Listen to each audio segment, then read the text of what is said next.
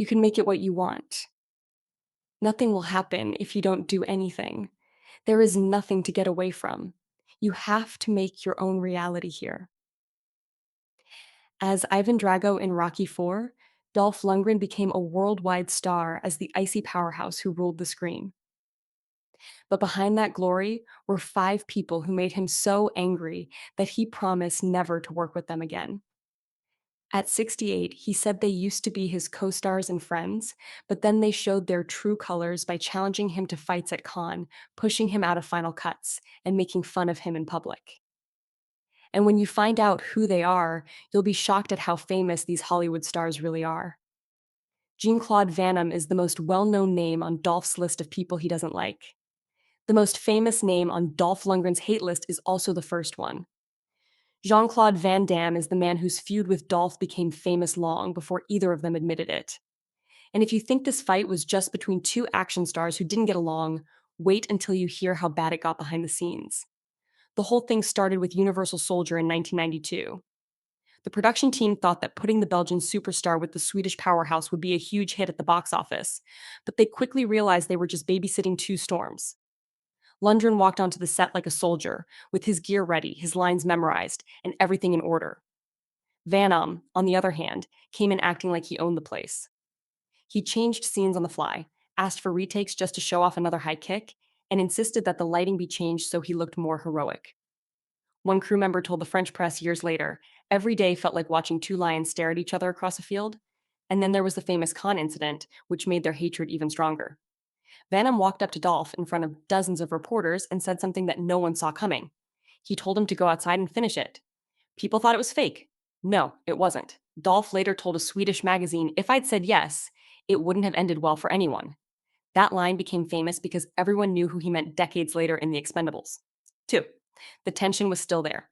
Van Damme pushed for changes that were creative. Dolph didn't pay any attention to him. They shot scenes together, but they never talked to each other outside of work. Not a single one. And here's the part that people never hear. Dolph didn't think twice when asked in 2018 if he would ever work with Van Damme again. He just said, "Why? What else do you need to prove?" That's why the fight never ended. Because neither man ever backed down. Steven Seagal, the beginning of the ego clash. Dolph left. If you thought the first fight was crazy, wait until you hear the second name on Dolph's blacklist. Steven Seagal. People always make fun of Seagal's ego, but Dolph didn't find it funny. He made it through. When they first met, he left the room thinking, I can't believe this guy is real. It happened during a private meeting to talk about a possible action movie. Everyone thought it would be a normal table read. Seagal came with sunglasses, a security guard, and the kind of attitude you would expect from someone who thinks they invented martial arts. Before anyone could sit down, he looked right at Dolph and said, "You should know that I'm the best fighter here." That was the greeting. Dolph wasn't mad. He was lost. Then Seagal gave us another great idea. I never get hit on camera. Dolph knew exactly where this was going at that point. As the meeting went on, Seagal kept saying that he was an unstoppable legend. He wanted the script changed so that his character never had to fight, bleed, or lose. The producers tried to be nice, but Dolph could tell that everyone was embarrassed. One of them even said in a low voice, he wants to be bulletproof. And the stories kept coming. Stunt performers told Dolph that Seagal liked to show off moves that really hurt people. The next day, one guy came in with a swollen wrist and said it builds character. That was something Dolph never forgot. Years later, he put his feelings into one clear sentence. I'm impressed by discipline, not pretending. It wasn't shade. That was the truth. Dolph told his team that after that first meeting, he would leave any project as soon as Seagal's name came up. Studios tried to put them together several times. Dolph closed all the doors.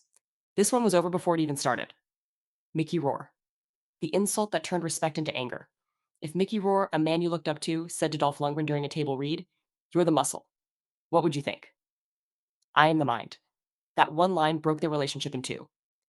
Their fight didn't start with one big fight. It started with a lot of small fights on the set of their action thriller from the early 2000s. This movie was filmed in Eastern Europe during a very cold winter. And the crew still talks about how Mickey's actions ruined whole days of shooting. This is what really happened. Mickey came to the set with pages of handwritten monologues. He insisted on putting things into scenes, not small edits. Whole paragraphs about trauma from childhood, flashbacks from Vietnam, guilt, and religion. There was nothing like that in the script. The actors froze because they didn't know what to do. Mickey changed the emotional tone of the scenes every time the camera rolled, so Dolph's scenes became unpredictable.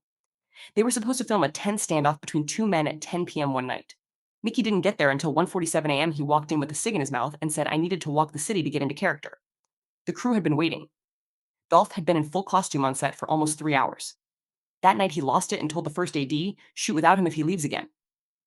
The worst thing happened a week later. Mickey pushed the script supervisor away and yelled, "Don't tell me how to feel a scene during a blocking rehearsal. I can feel it when it hits me." Then he looked at Dolph, smirked, and said again, "Some guys do things without thinking.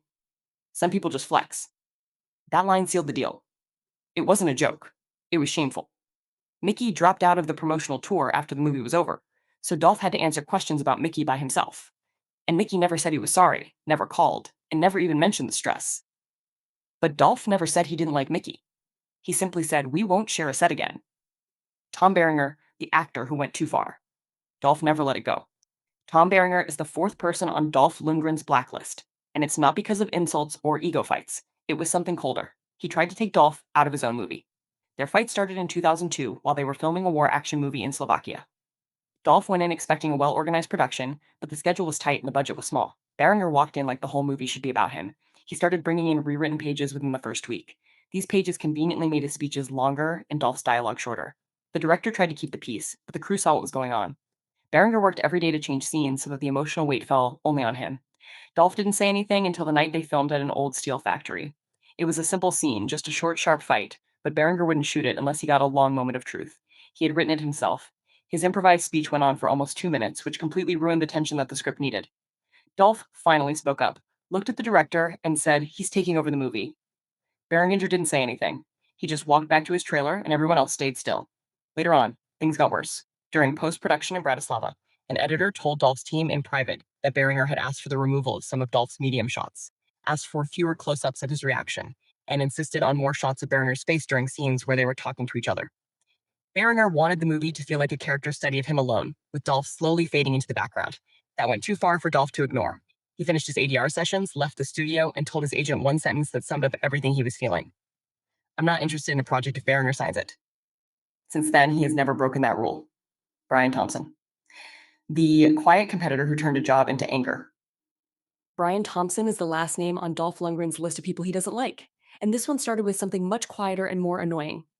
Years of sneaky comments, backhanded jabs, and a kind of disrespect that never felt like it was on purpose.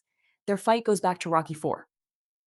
Thompson was telling people in casting circles that he had also been considered for the role and would have made it deeper while Dolph was dealing with overnight fame as Ivan Drago. Dolph first thought it was just Hollywood noise, but Thompson didn't stop.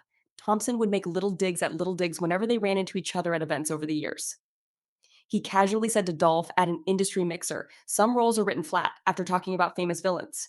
The actor can only do so much. Everyone knew who he was talking about. It was small, but the kind of small that gets under your skin. Things got worse during a table read for an action movie in the early 1990s. Thompson questioned every line that he thought made him seem weaker than Dolph's character. He smirked and said, "Let's not make this look like a weightlifting contest," after interrupting Dolph twice to argue about blocking during a rehearsal. That line hurt Dolph more than a punch ever could. The last straw came at a fan expo in Las Vegas in the 2010s. During a question and answer session, Thompson made fun of the famous line, "I must break you by saying, I'd have said it with real feeling." The crowd laughed. Dolph found out about it in a matter of minutes. He didn't go to his panel that afternoon and instead did private signings, which he had never done before. Dolph didn't talk to Thompson again after that. He just took him out of the running. This fight never made the news, but it's the one Dolph keeps the most to himself and for the longest time.